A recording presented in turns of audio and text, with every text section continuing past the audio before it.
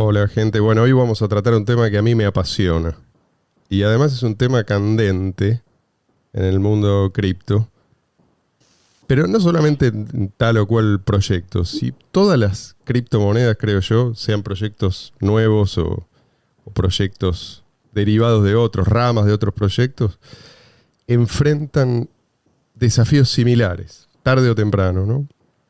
Y me refiero al tema de la gobernanza. ¿Quién decide finalmente y cómo decide? Nuestro invitado se llama Javier González González. Mi panteón personal lo preside Satoshi Nakamoto. Pero les cuento que Javier está también entre mis ídolos, por eso lo quería tener acá. Y yo confieso que al principio no... Me contaba entre los que no entendían bien la propuesta. Pero al poco tiempo entendí que la contribución de Javier es fundamental para la supervivencia de, creo yo, de cualquier criptomoneda. Y ya vamos a ver por qué. Javier, ¿cómo llegaste acá y cómo es que se te ocurrió aplicar tus conocimientos al desarrollo de una solución definitiva, yo creo, para los conflictos eternos que se dan acá, en este mundo? Pues si te soy sincero, todo esto empezó en IRC, en los chats de IRC, en el año 2000. Yo era menor de edad, yo era un chaval. Eso es un early adopter, ¿eh? Y en las salas de IRC, que para el que no lo sepa, pues es un protocolo. IRC es un protocolo, Internet Relay Chat, es un protocolo de chats muy antiguo, que todavía se usa, pero se usa marginalmente. Lo importante que tiene el IRC es que es muy sencillo, es muy simple. Y eso da lugar a cuestiones puras que no paro de ver replicadas en todas partes. Los mismos dilemas, ¿no? El dilema de la moderación, Básicamente, ¿no? Básicamente, si hay un espacio común en el que la gente puede entrar y decir lo que quiera, pues con el tiempo, y la verdad es que no tardan mucho los seres humanos en tener fricción y roces y bueno, la verdad es que no hay que esperar mucho si hay una cuestión de poder especialmente para que la gente pueda llegar a insultarse fácilmente y faltarse al respeto y básicamente pues no cooperar a pesar de estar en el mismo espacio. ¿Y cómo resuelve esto el IRC? Pues con una dosis de autoritarismo, ¿no? El primero en llegar es el fundador de las salas de IRC, ¿no? Claro. El fundador elige a los operadores, que son pues, los que tienen el poder para expulsar a la gente. Y básicamente así es como funciona. Es un esquema piramidal simple, muy simple. También tiene un punto de eficacia, porque esto es un poco lo que tiene, ¿no? El autoritarismo es eficaz, funciona. Al menos en el corto plazo. En el corto plazo impone un orden con éxito. El problema es la legitimidad. Este esquema lo vi una y otra vez, el mismo patrón repetirse en todos los canales importantes en los que me metía y acababa viendo injusticias y expulsiones arbitrarias y egos y batallas, básicamente luchas de poder. Y esto lo vi en una etapa de Internet en la que entraba el 20% de la población o menos. Sin embargo, pues desde entonces hasta hoy no he parado de ver el mismo patrón una y otra vez. Una vez lo vi un poco como por rabia, ¿no? Por ver cómo no éramos capaces de hacer un grupo grande, porque llegado a cierto límite, el autoritarismo se rompía el grupo, se rompía la paz, se rompía las amistades y básicamente ocurría una cosa que ahora en Bitcoin pues conocemos muy bien, que sería un split, ¿no? Claro. O sea, se divide el canal, un grupo, que siempre hay dos tribus, siempre enfrentadas, un grupo se va por un lado y otro grupo conserva el espacio. O sea que esto vos ya lo viste venir. Se puede decir que vos ni bien ingresaste ya imaginabas cómo esto iba a terminar. Sí, la verdad es que desde muy pronto me di cuenta de que el patrón que tantas veces he investigado y he trabajado en ello se estaba empezando a reproducir en Bitcoin en el año 2016. Claro. Yo llegué cuando el conflicto del límite de Omega de Bitcoin estaba en su fase, digamos, intermedia, antes del split, bastante antes, pero yo llegué ya en un punto en el que ya era bastante irreversible y las tribus estaban definidas y enfiladas hacia una división. Pero no tardé ni un mes en darme cuenta de que era lo mismo de siempre y que iba a ocurrir lo mismo de siempre. Claro. En fin.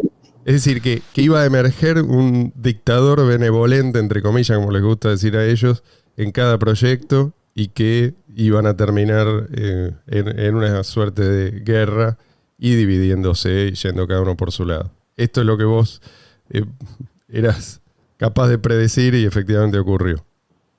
Así es, de hecho.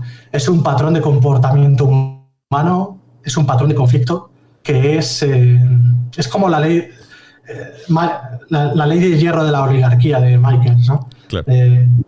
Evidentemente estamos hablando de política, no estamos hablando de economía ni de tecnología. El IRC no tiene nada que ver ni nada de especial en esta cuestión, tampoco Bitcoin. Tampoco es que Bitcoin sea especialmente beligerante en este tema. Lo es tanto como cualquier grupo de vecinos o de amigos o de familiares o de grupos políticos, movimientos sociales. Esto lo he visto en todas partes, absolutamente.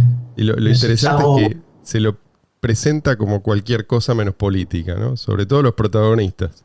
Nadie quiere, digamos, verse como un político. Todos dicen representar a alguien de manera más o menos espontánea, pero hay un mecanismo, ¿sí? ¿Cuáles son los mecanismos que de hecho se usan? ¿Sí? Porque yo veo que, a ver, tu proyecto se llama Bitcoin Mining Parliament, lo vamos a llamar BMP.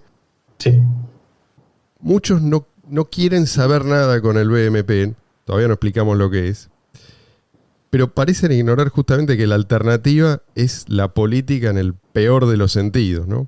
Entonces, ¿cuáles son los mecanismos que vos ves que se usan de hecho y cómo cambiaría eso con el BMP? De paso nos explicás un poquito qué es.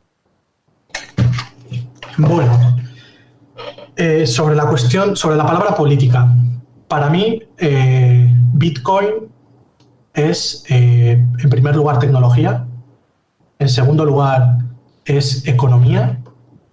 Y he de decir, aprovecho para decir que los bitcoiners, así en general, tienen un grandísimo nivel tanto en tecnología como en economía. Son grandes economistas, me habéis enseñado mucho, todos vosotros. He descubierto que Mises para mí ya no es un concurso de belleza, ¿vale? Y bueno, la verdad es que he de reconocer que he aprendido mucho, sobre todo de economía, que yo pensaba que sabía, pero no sabía nada. Y en ese sentido, debo decir que los bitcoiners tienen luz, saben lo que están haciendo y saben por dónde van. Pero hay un tercer elemento, una tercera disciplina que es igual de compleja que las demás, y es política. Para mí Bitcoin son esas tres cosas: tecnología, economía y política. Bien, sobre política. En primer lugar, quiero dejar claro que yo, igual que la mayoría de los bitcoiners, detesto a los políticos, detesto el gobierno, detesto con todas mis fuerzas todo eso que representa. Detesto el autoritarismo, detesto las dictaduras, el fascismo, etcétera, etcétera, ¿vale? Sin embargo, siento que, a diferencia que los bitcoiners, el hecho de que yo odie todo eso y no me guste y lo quiera evitar, lo quiera limitar y reducir y bloquear, eso no me lleva a taparme los ojos y no ver la cuestión política fundamental. Al contrario, te llevó a estudiarlo. Que tenemos delante. Al contrario, me ha llevado a estudiarlo y de una forma priorística a construir sistemas de voto o cualquier otra idea que se me haya ocurrido.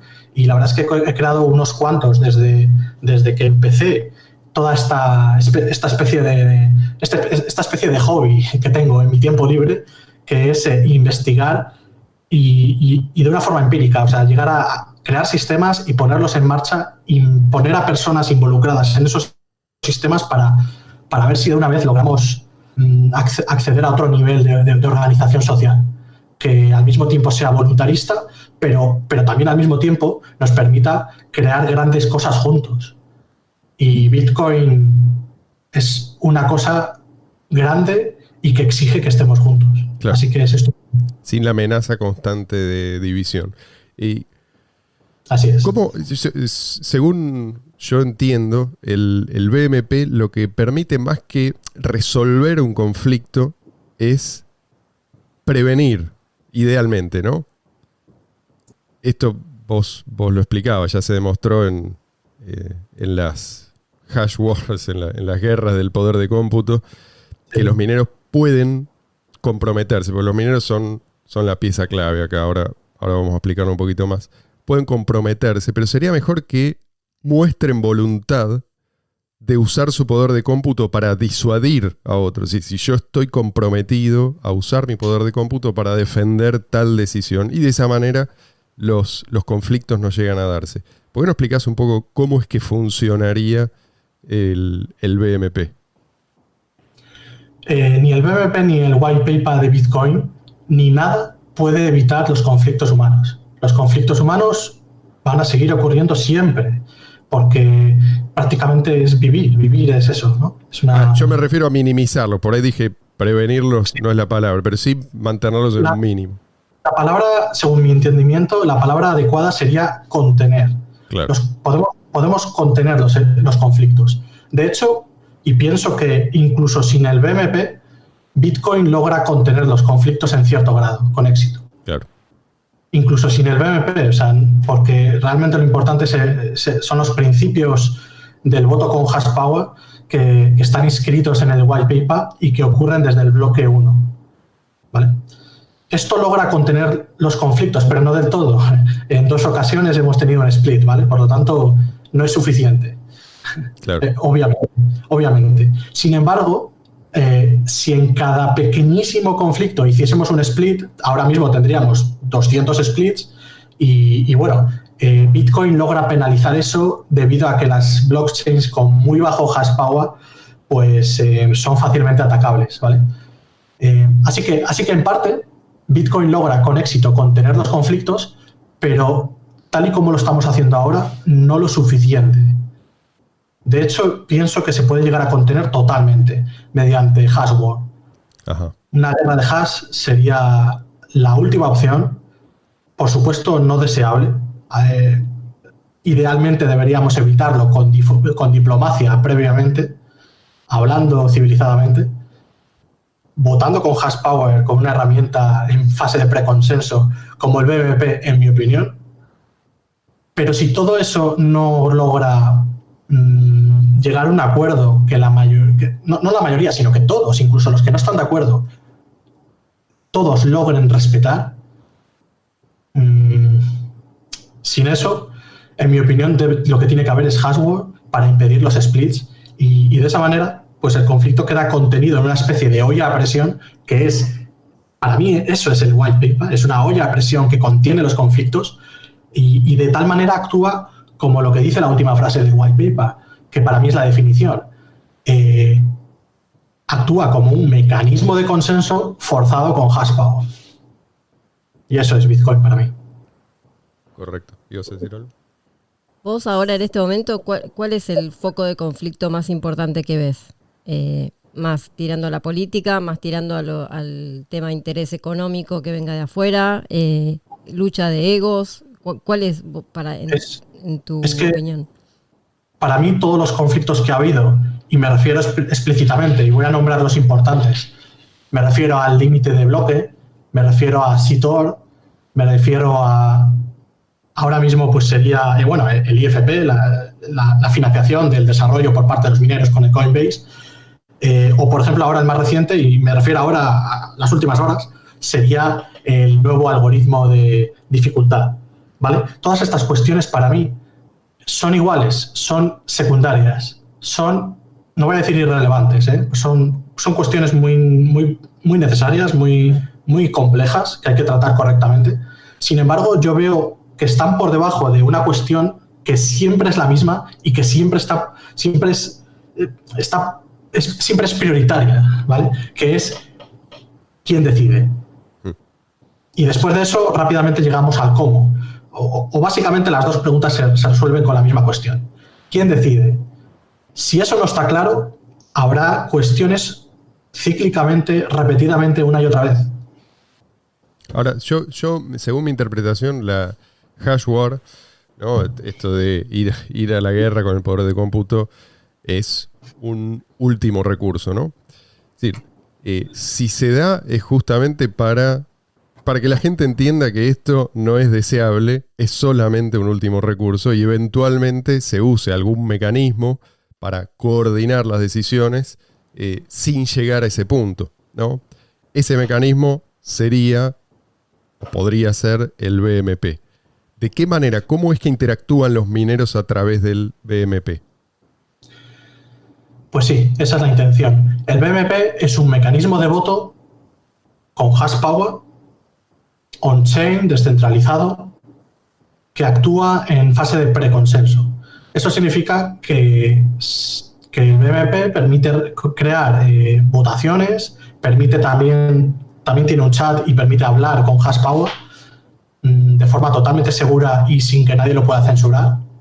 Excepto un acuerdo que se pueda llegar a hacer con la propia mayoría del hash power, es decir, legítimamente.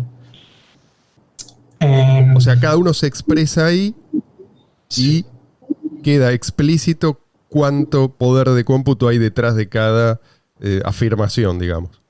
Asociado a cada mensaje de chat y a cada acción. Ajá. Siempre, cada acción es una transacción de Bitcoin Cash que está en la blockchain para siempre, Ajá. que está firmada, etcétera, como ya sabéis. Lo más parecido, y quiero dar mucho las gracias al creador de memo.cash, porque bueno, el BMP básicamente usa esa estrategia, pero calculando el hash power de cada dirección.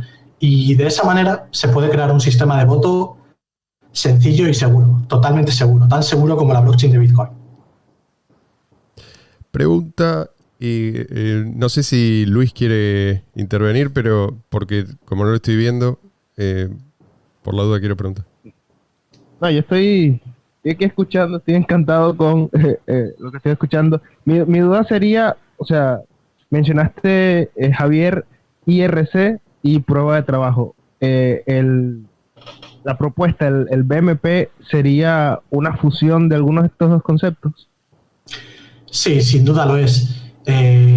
Y no solo eso, sino que en medio de mis orígenes en IRC y del último proyecto que he hecho, que es el BMP, en medio de todo esto hay unos cuantos, sobre todo unas cuantas versiones. Hay como 4 mecanismos de voto que he construido en todo este tiempo. Me refiero al proyecto Virtual Poll, que al principio era un canal de IRC, en el que digamos que un grupo de personas simulaba una especie de gobierno y una especie con juicios y con bueno, todas las cuestiones, ¿no? que tiene una especie de pueblo virtual.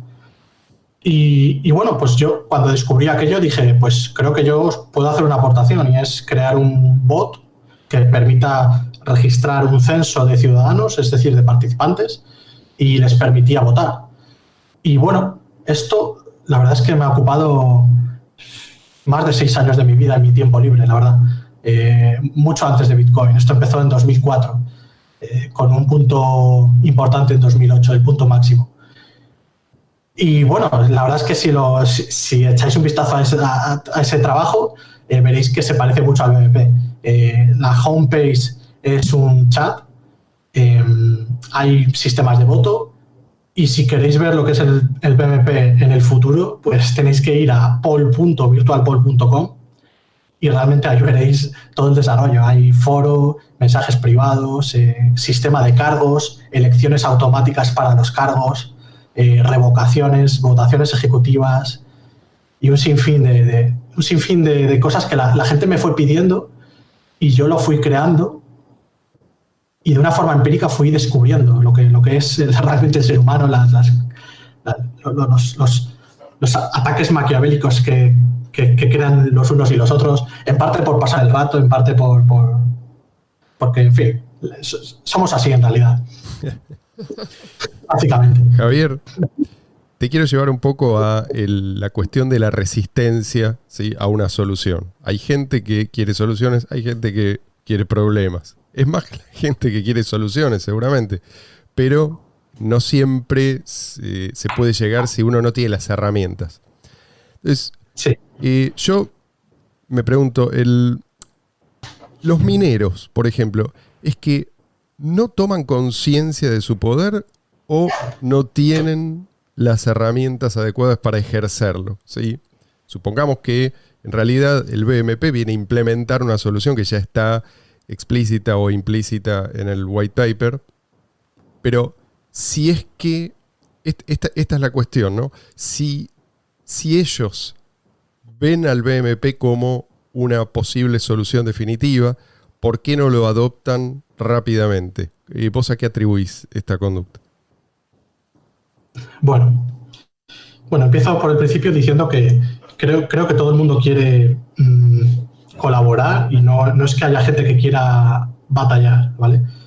Sin embargo, la coyuntura nos hace friccionar, ¿vale? No es que sea deliberado, no es que haya gente mala y gente buena. Ese es otro punto, ¿no? En el white paper habla sobre hash power honesto y deshonesto, ¿no? Esto nos va a llevar a error, porque todas las tribus creen que están haciendo lo honesto, ¿vale? Todas lo creen. O sea, Craig Wright creía que estaba haciendo lo honesto, suponiendo que sea cierto lo que la teoría oficial, ¿no? Y que no está haciendo un trabajo, una misión, digamos. Él, oficialmente, de cara al exterior, decía que estaba haciendo lo honesto, ¿no? El Bitcoin original, etcétera. No hablemos ya de Bitcoin Core. Toda esa gente, realmente, si les preguntas, verás que ellos creen o dicen creer que están haciendo lo honesto, ¿vale? Así que lo primero quiero dejar eso muy claro. Todo relativo, honesto no significa nada en concreto, y para mí solo hay mayoría del hash power y minoría del hash power, ¿vale? Quiero aclarar eso. Sí, yo creo que cuando Satoshi habla de honesto, se refiere en realidad al que está jugando con las reglas vigentes. Es decir, para mí, no aspira a otra cosa, aspira a ganar dentro de ese contexto. Perdón, adelante. Sí, para mí, honesto, en cierta forma, en el white paper se referiría a no revertir pagos, a no violentar precisamente las normas, perjudicando a los demás participantes del ecosistema. O sea, trabajar en pro a que el sistema siga allí, en vez de que colapse por personas que quieran ir en contra de las normas. Buscando sí, dale. Y debo decir que, bueno, Craig me parece que más bien está enfermo. Bueno, que quede claro que yo pienso que no es Satoshi y que es un impostor, así que puedes imaginar lo que pienso de él. Sin embargo, lo que quería decir es que cuidado con esto de pensar que nosotros somos los honestos y los otros no, porque ellos piensan lo mismo, y voy a la tribu que vaya, siempre es muy gracioso, porque todos tienen un discurso casi lo mismo, ¿vale? Así que lo único que quiero decir es que vamos mejor a encontrar un procedimiento que sea seguro, indestructible y neutral, y con eso vamos a descubrir qué camino debemos seguir. Es mucho mejor eso. Claro. Eso, bueno, entonces con respecto a los mineros, esa es mi pregunta, ¿sí? ¿Por qué la resistencia? Si ellos supuestamente, ¿no? Según el plan original de Satoshi Nakamoto, son los que deciden las reglas, ¿por qué demoran tanto en ejercer su poder finalmente? Si ya tuvimos un split, otro split. Vale, pues sobre esto, bueno, lo primero de todo, mi respuesta sencilla es: yo no lo sé, ¿vale? A mí me falta información, ¿vale? Me falta información. También es cierto que nadie tiene toda la información, pero bueno, sin duda, pues los mineros más importantes sería bueno hacerles una entrevista sobre esta cuestión, la verdad. Te voy a decir desde mi posición y desde todo lo que he podido hablar con los mineros grandes y pequeños, te voy a decir un poco cómo piensan, ¿vale? O más bien cómo es su punto de vista. Lo primero de todo es, bueno, por supuesto, entender que los mineros tienen muchos negocios que atender y tienen no tanto tiempo para cuestiones complejas, enrevesadas, riesgosas desde el punto de vista político y a largo plazo, ¿vale? Sin embargo, sería un error pensar que los mineros realmente no les importa el largo plazo. Esto yo puedo confirmar que no es así. siempre que he hablado con mineros, sobre todo los grandes, contra más grandes, más visión a largo plazo tienen un entendimiento incluso filosófico, diría. Algunos de ellos son directamente mineros filósofos para mí. Es una nueva categoría esa, ¿eh? El minero filósofo. Hay minero filósofo. Zuoer de BTC Top es minero filósofo, lo es. O sea, otra cosa es que se pueda permitir el lujo de hablar y de teorizar y luego pues él tiene la cantidad de hash power que tiene, que no es total, ni él ni nadie, ¿no? Pero su visión y su deseo de ver Bitcoin en su máximo exponente adoptado globalmente, podéis contar con ello. O sea, os garantizo que él piensa eso y quiere eso. Claro, ¿Por qué hay resistencia? ¿Por qué no se empieza a usar? Pues bueno, a ver, hay que entender, en primer lugar, que hay capa tras capa de conflictos de intereses a todos los niveles, entre mineros y pools, entre pools y cualquier otro actor, entre developers, developer con developer, developer con minero. O sea, si hiciésemos un mapa de grafos, pues sería un entrelazado totalmente complejo de conflictos de interés y de intereses cruzados y no solo de intereses, sino de que piensan que no tienen el mismo interés, pero en realidad sí lo tienen, pero no lo saben y se están enfrentando sin saberlo.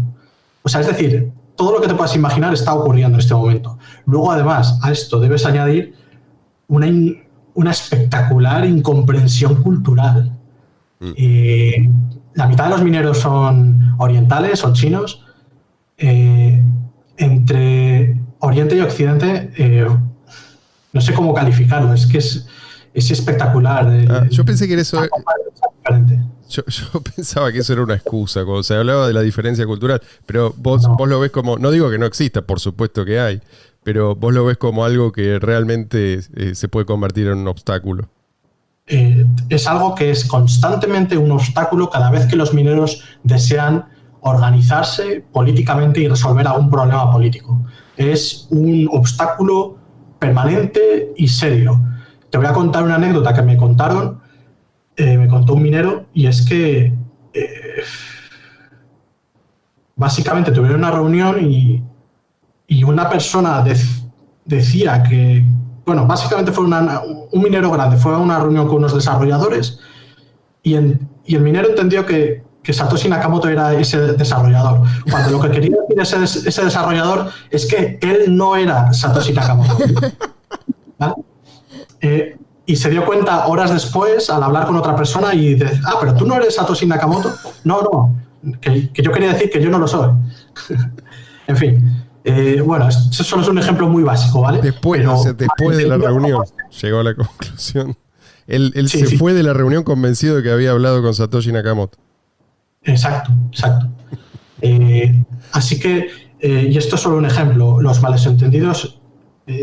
ya os digo, es que es un problema de lenguaje, pero no solo eso, sino que es que, y yo no lo llego a entender del todo, ya me gustaría, pero incluso la forma de pensar y la forma de relacionarse, los occidentales vamos más directos a lo que queremos, ¿no? Es, hola, ¿qué tal? Quiero esto, ¿y te parece bien? Iríamos así. Claro. Por lo que sé, y tampoco quiero aquí... decir cómo son las cosas, ¿no? Y me falta mucha información, pero por lo que yo he observado, pues incluso en algo tan sencillo como las relaciones humanas, los orientales pues lo hacen de forma más cautelosa, más paciente y dando rodeos. Rodeos que para mí parecen absurdos, pero es su forma de hacer las cosas. Se toman su tiempo. Se toman su tiempo y tienen sus formas y sus procedimientos de organización social. Y esto parece poca cosa, pero no lo es. Esto es como dos mundos diferentes que juntos tenemos que hacer funcionar el white paper. Claro. A mí lo que me llama la atención es que a ver, cada split es una amenaza para el valor de las propias monedas que ellos obtienen mediante minería, ¿no? O sea, con cada split se despilfarra el efecto de red que se había logrado hasta ese momento. Entonces, esto no es, para explicarle a la gente que escucha, esto no es Linux. O sea, si yo uso una versión de Linux y vos usás otra, no hay un problema de incompatibilidad. Pero acá, si después de un split yo uso una moneda que es incompatible con la tuya, la moneda depende fundamentalmente del efecto de red. Por más que la moneda sea 100 veces mejor una que la otra, la que va a ganar va a ser la que tenga, la que más gente esté usando. No necesariamente la que, digamos, de un punto de vista técnico, es mejor. Entonces, esto es lo que a mí se me hace difícil entender. Si los mineros tienen el valor de la moneda como guía, ¿sí? ¿Cómo es que les cuesta tanto tomar ciertas decisiones, ¿no? Siendo que ellos, de hecho, tienen el poder, no quieren quizás asumir esa responsabilidad. Esto, vuelvo un poco a la pregunta anterior, vos ya me dijiste, no sé, pero quizás esto vaya cambiando y quizás estén tomando conciencia gradualmente y en el futuro esto sea completamente distinto. No sé cómo lo ves.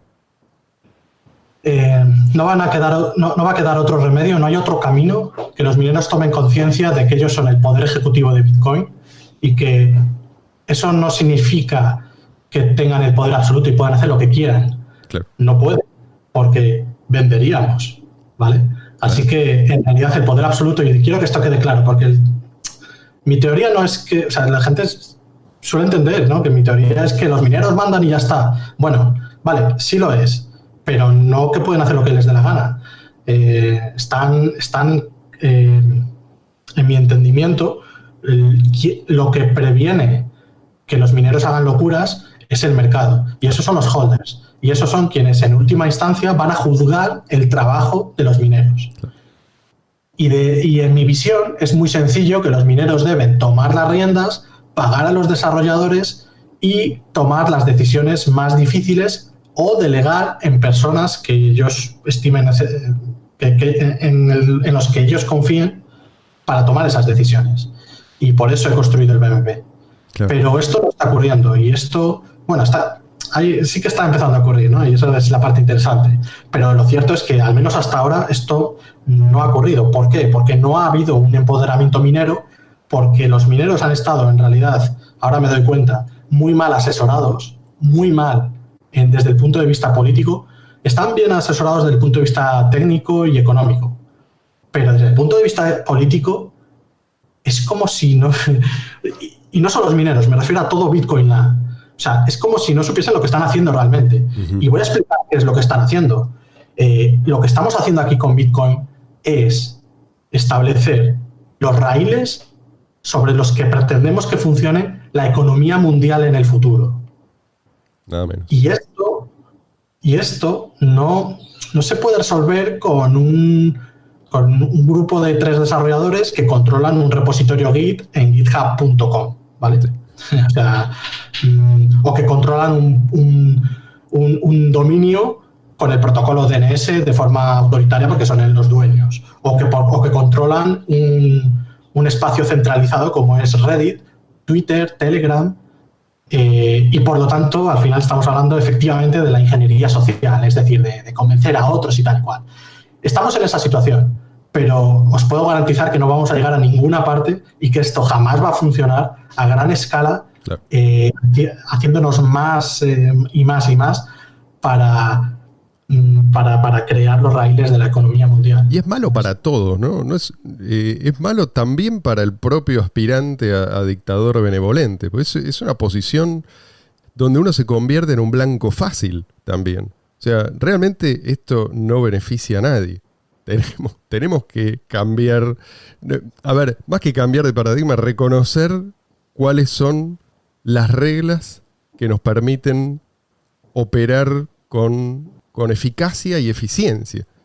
Es decir, mucha gente ve que Bitcoin funciona, pero no entiende bien por qué, ¿no? Esto me parece que está pasando. No es casualidad. Vos dijiste al principio, no tenemos el BMP, pero eso no significa, digamos, que no hay un sistema de incentivos adecuado, de incentivos adecuadamente alineados que hacen que esto no haya desaparecido, porque tampoco es que nos dividimos en en 10.000 versiones de Bitcoin, ¿no? O sea, Eso es. pero hay poca gente interesada en estudiar esto. Por eso me interesa mucho tu visión de las cosas, ¿no? Está la mentalidad del programador es muchas veces un problema, porque lo tenemos mucha gente enfocada exclusivamente en lo técnico, cuyo esfuerzo se desperdicia, ¿no? Se despilfarra. Así es. Yo más bien diría que no es que haya poca gente interesada en saber, en estudiar y entender realmente cómo funciona Bitcoin. Yo diría que hay una capa tras capa de conflictos de intereses y de personas que tienen poder, pero que si lees el white paper no están por ninguna parte, y me refiero en general a los desarrolladores que tienen poder en el protocolo, ¿vale? Y me estoy refiriendo específicamente a Bitcoin Core, toda esta gente, N-Chain, y bueno, desgraciadamente ahora debería hablar de ABC, ¿vale? Así que lo incluyo también en esta lista. Sí. Toda esta gente que tiene poder sobre el destino de la blockchain, ¿vale? Y que en el caso de ABC yo diría que es con la mejor intención, tal vez sienten que han creado ellos más de lo que han creado, o tal vez se sienten como los protectores del proyecto. O sea, quiero decir, es decir, no estoy hablando, no estoy juzgando a nadie, no estoy diciendo que lo hagan con mala intención, ni que, o sea, no hay buenos ni malos. Simplemente, si los mineros no se empoderan y no toman el control de la blockchain, otros lo van a hacer. Claro. Y los holders no pueden, porque no tienen control sobre la blockchain, ninguno.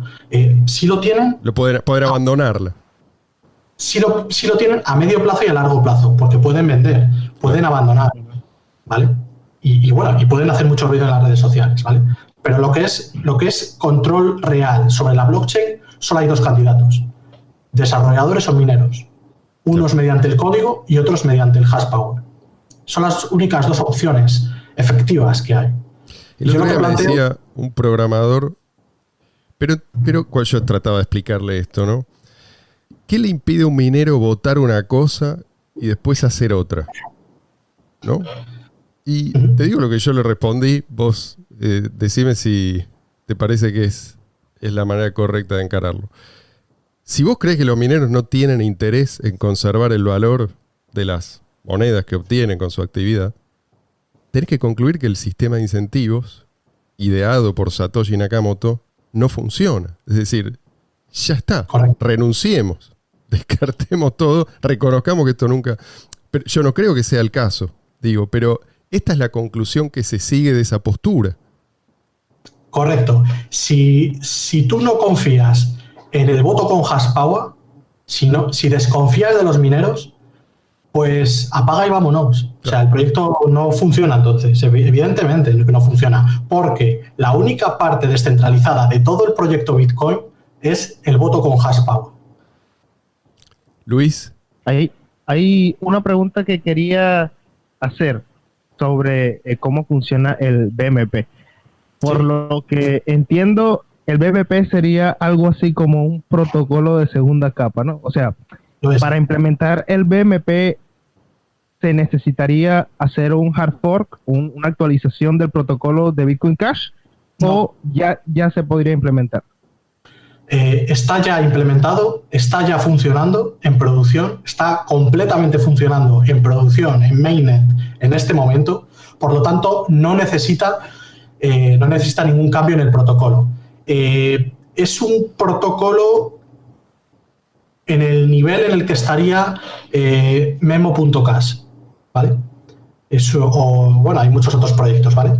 Pero bueno, menciono este porque es el primero y es el que introdujo esta innovación tan importante, que básicamente consiste en meter comandos de información en códigos OP-return en las transacciones que se guardan en la blockchain, de tal manera que la base de datos por completa está dentro de la blockchain. La base de datos del BMP es la blockchain.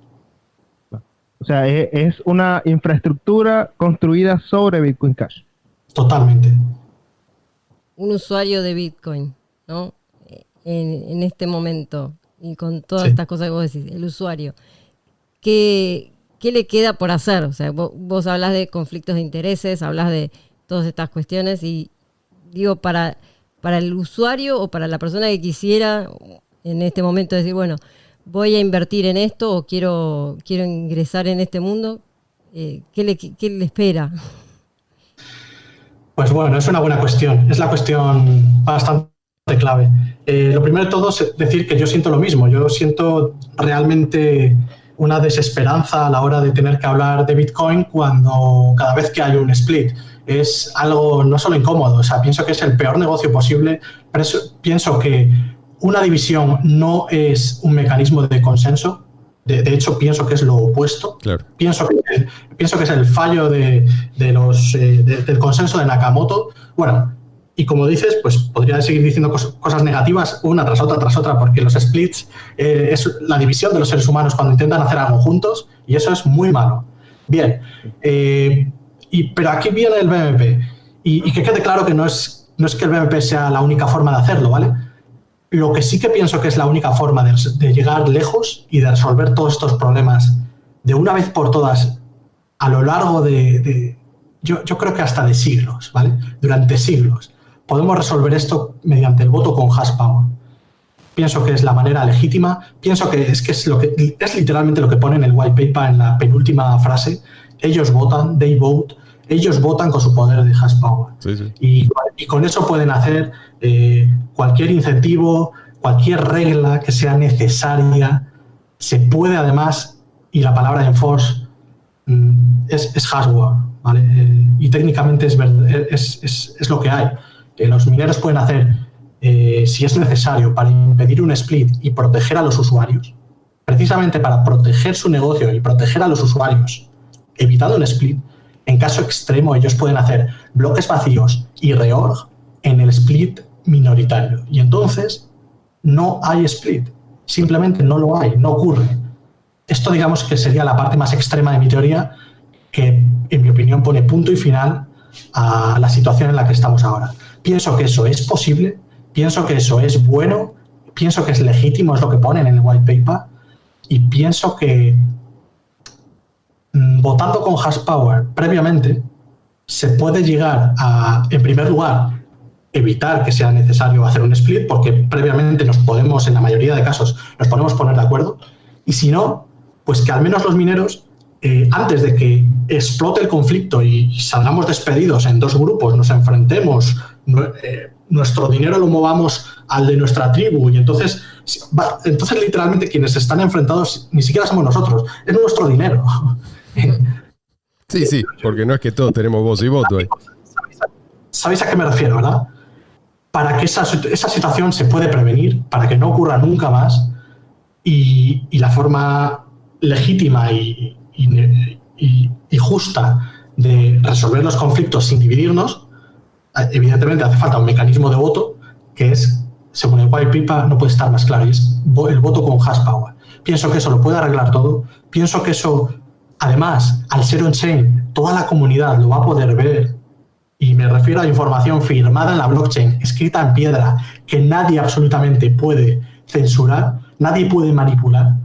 Podemos ver ahí, si se usa el BNB, las conversaciones entre los mineros. Los mineros pueden delegar porcentajes de su hash power en quien ellos quieran, por si ellos no tienen tiempo para participar o consideran que sobre el algoritmo, pues a lo mejor quieren delegar un porcentaje de hash power en developers expertos en el tema, ¿no? Pues pueden hacerlo de tal manera que con hash power se pueda hablar y votar y resolver los conflictos de forma transparente, en público, abierto totalmente. Y pienso que esto es bueno. Esto a los holders nos va a permitir ver el trasfondo verdadero, las cuestiones verdaderas que preocupan a los mineros sobre su propio negocio, que es la blockchain de Bitcoin. Claro. O sea que sos optimista. Lo soy. No es que la situación ahora mismo sea buena, pero soy muy optimista porque realmente pienso que el white paper está bien escrito. Tenemos la suerte de que no hace falta que venga otro a reescribirlo, cosa que habría que esperar muchas décadas para que alguien sea capaz de hacer eso. Muchas décadas.